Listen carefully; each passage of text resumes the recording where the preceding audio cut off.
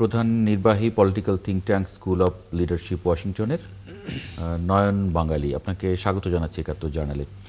নয়ন বাঙালি, বাংলাদেশিরা কেমন আছেন, বিশেষ করে বাংলাদেশি অভিবাসীরা?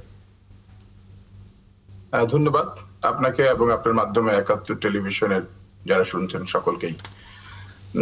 আসলে প্রশ্নটি আপনি করেছেন যে মানুষ কেমন আছে, আসলে আপাত দৃষ্টিতে খুবই স্বাভাবিক। আপনার বাংলাদেশিরা আপাত দৃষ্টিতে যেটা মনে হয়, একটা তো ভয়ের, একটা আশঙ্কার একটা প্রভাব বিস্তার তো সমাজে করছেই, যে সেটি হচ্ছে যে অভিবাসন নীতি নিয়ে কিংবা এই বর্তমান অ্যাডমিনিস্ট্রেশন, যে ট্রাম্প প্রশাসন, তাদের মনোভাব বা তাদের আচরণ কিংবা তারা কিভাবে অভিবাসীদেরকে দেখছে, এটা হচ্ছে একটা সাইড। যে আমরা তো যখন কোনো ব্যক্তি নেতৃত্বে থাকে তখন তার নিজস্ব কিছু পলিসি থাকে, যে পলিসির মধ্যে সে প্রথমেই তাদের হোয়াইট আমেরিকানদেরকে অ্যাট্রাক্ট করার জন্য বা তার ভোটারদেরকে অ্যাট্রাক্ট করার জন্য সে প্রথম এজেন্ডাই রেখেছে যে কিভাবে অবৈধ অভিবাসনকে দেশ থেকে বিতরণ করা যায়। এটি একটা প্রাথমিকভাবে একটা অবস্থান। এখন বাংলাদেশিদের মধ্যে যারা অবস্থান করছে, বাংলাদেশিদের মধ্যে অবশ্যই সেখানে আমি অবৈধ অভিবাসী বলবো না, কারণ রেগুলার ইরেগুলার ইমিগ্রেন্টের ব্যাপার রয়েছে। কারণ এখানে আপনারা জানেন যে আমরা যেহেতু আলোচনা একটু আগেও শুনছিলাম সোনার হরিণ, আমেরিকা কিন্তু সবার জন্য তো আর সোনার হরিণ না, কারো কারোর জন্য সোনার হরিণ, বা কোনো কোনো দেশের জন্য সোনার হরিণ না। যে আমেরিকায় ইউরোপিয়ানদের অনেক দেশ কিংবা জাপানিজরা তার কাছে আমেরিকা সোনার হরিণ না, কিন্তু আমাদের কিছু লিমিটেশনের কারণে বা আমাদের বাংলাদেশের কিছু কাজের সুযোগ কিংবা অবস্থানের সুযোগের কারণে আমাদের বাংলাদেশিদের কাছে সোনার হরিণ হতে পারে বা হয়েছে। সেটাকে যদি ব্যাখ্যা করি, আমরা একটা ভয়ের আশঙ্কা থেকেও যদি কথা বলি, তাহলে ভয়টা বরঞ্চ বাড়বে। বাট বাস্তবতা হচ্ছে যে আপনি যদি দেখেন যে যখন আমরা তো খুব মাইগ্রেন্ট ফ্রেন্ডলি ডেমোক্রেটদেরকে জানি, কিংবা ওবামার আমাদের পছন্দের মানুষ, বাংলাদেশের মানুষ অনেকেরই কিন্তু বারাক ওবামা, কিন্তু যদি আপনি বারাক ওবামা সরকারের সময় যদি আপনি দেখেন যে তখন কিন্তু ডিপোর্টেশন হয়েছিল 29 লক্ষের বেশি, প্রায় 29 লক্ষ। তার মানে এই 3 মিলিয়ন মানুষ তখন ডিপোর্টেশন হয়েছে। কিন্তু পরবর্তীতে যখন, এমনকি সে যখন পরবর্তীতে আবার আসে 2000 দ্বিতীয়বার হয়, তখনও 19 লক্ষ, প্রায় 2 মিলিয়ন সে ডিপোর্ট করে। মানে ওই সময় যে হয় নাই তা না, ওই সময় যদি গড়ের হিসাব করেন, এখন তো এই ট্রাম্প প্রশাসন প্রতিদিন তার টার্গেট দিয়েছে যে 3000 মানুষকে এই বিতরণ করতে হবে। 3000 মানুষ কাকে? সবাইকে তো গণহারে বিতরণ করতে পারবে না, যার ক্রিমিনাল রেকর্ড রয়েছে কিংবা যার কাগজপত্রের মধ্যে সমস্যা রয়েছে সেগুলো। কিন্তু সেটাও যদি দেখেন আপনি, গড়ে 600 থেকে 700 করছে। মানে আসলে এইটা এক ধরনের, যেটা বিষয়টা হচ্ছে অনেক সময় এই থ্রেটটা বা এই ভয়টা, ভীতিটা দেখানোর কারণে যে পারপাসটা উনি টার্গেটটা ফুলফিল করতে চাচ্ছেন, অনেকে সেলফ ডিপোর্টেশনও কিন্তু হচ্ছে।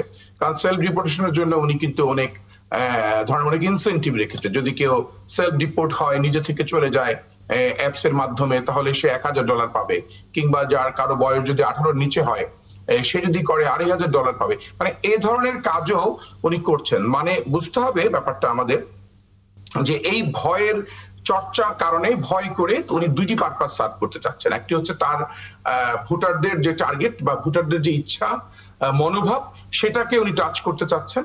আবার পক্ষান্তরে উনি এমন একটি অবস্থান সৃষ্টি করতে চাচ্ছেন যেটি মূলত যে অনেকেই এই শুধুমাত্র ট্রাম্প প্রশাসন না, যারাই অতীতে এসেছেন, আপনি জো বাইডেনেরও যদি ডেটা নেন, এভাবে সব ডেটা যদি নেন, এই ডিপোর্টেশন কিন্তু একটা ধারাবাহিক প্রক্রিয়া। মানে কখনোই কোনোদিন ছিল না যে ইউএসসিএস এর মাধ্যমে যারাই আসছে, যে কেউ যদি ক্রিমিনাল রেকর্ড থাকে, কারো কাগজে যদি সংকট থাকে, কারো কাগজ যদি ঠিক না থাকে, তখনও কিন্তু তার জন্য যে সুযোগ ছিল তা কিন্তু সুযোগ ছিল না। সেই সুযোগটি এখন বরঞ্চ একটু সীমিত হয়েছে বিভিন্ন। সঙ্গে আরেকটি নিউজ দেখছিলাম নয়ন বাঙালি, একটু যদি মন্তব্য করেন এই প্রসঙ্গে। নির্দিষ্ট কয়েকটি রোগ থাকলে আমেরিকা যাওয়ার ভিসা নাও মিলতে পারে। বিভিন্ন দেশের দূতাবাসে সেই সংক্রান্ত নির্দেশিকা পাঠিয়েছে মার্কিন বিদেশ দপ্তর। আগামী দিনে আমেরিকায় গিয়ে যারা থাকতে চান তাদের ভিসা মঞ্জুর করার আগে স্বাস্থ্যের অবস্থা, বয়স বিবেচনা করতে হবে। দীর্ঘমেয়াদী কোনো অসুস্থতা থাকলে তাদের ভিসা দেয়া যাবে না। রোগগুলো তারা উল্লেখ করেছে: হার্টের সমস্যা, শ্বাসযন্ত্রের সমস্যা, ক্যান্সার, ডায়াবেটিস, বিপাকজনিত কোনো রোগ, স্নায়ু ইত্যাদি।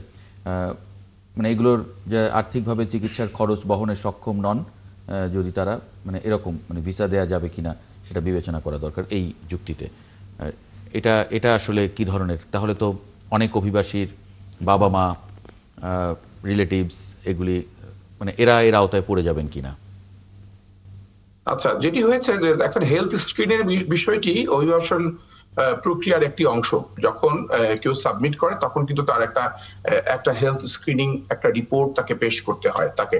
এবং আমেরিকাতে এসেও শুধু দুটি বিষয়, একটা হচ্ছে টিকা, তারা কিছু নির্দিষ্ট কিছু টিকাগুলো দেওয়া হয়েছে কিনা সেটি, এবং এখন যেটি দেয়া হচ্ছে যে হ্যাঁ এই এই ব্যাধি বা এই সমস্যাগুলো থাকলে, কারণ তারা তো মানে যেটা অভিবাসন প্রক্রিয়াটা এমনিতে তো ব্যাকলগের মাধ্যমে রয়েছেই, অনেক অনেক সময় নিচ্ছে।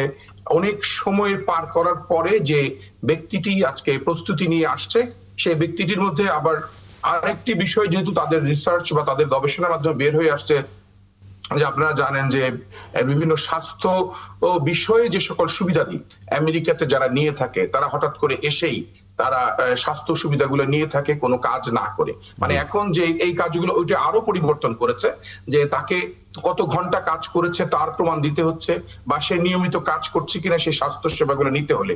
তো যখন কোনো ব্যক্তি তখন তার এই রোগ ব্যাধি নিয়ে দেশ থেকে আসবেন, এবং তাকে আসার পরেই কিন্তু তাকে স্বাস্থ্য সেবার দিন নিশ্চিত করতে হচ্ছে সরকারকে। এবং স্বাস্থ্য সেবা নিশ্চিত কখন করবে? তখন তার যদি সেই মেডিকেল সাপোর্ট ডকুমেন্টস গুলো যদি না থাকে, তার যদি মেডিকেড বা মেডিকেয়ার যদি না থাকে, কিন্তু মেডিকেড এবং মেডিকেয়ারের শর্তই যদি আরো বেশি মাত্রায় কঠিন করে ফলে এটা একটা সংকটের মধ্যে পড়ে যাবে। যে কারণেই তারা আগে থেকেই, কারণ ওই ব্যক্তিটি বা ওই বয়স্ক ব্যক্তিটি, বয়স্ক মা ভাই বোন যারা রয়েছেন, যাদের অসুস্থ রয়েছেন, তারা তো এসে আবার কাজ করা সেই ডকুমেন্ট গুলো তারা তৈরি করতে পারছেন না, বা সেই কাজের কর্মঘণ্টাটা পেশ করতে পারছেন না। সেটি অবশ্যই একটি বড় বড় বিষয় হয়ে দাঁড়াবে। কারণ এই আমাদের বাংলাদেশের যারা পরিবার ভিত্তিক, যদি মন্তব্য করেন লিটন একরাম, তাহলে মানে বিশেষ করে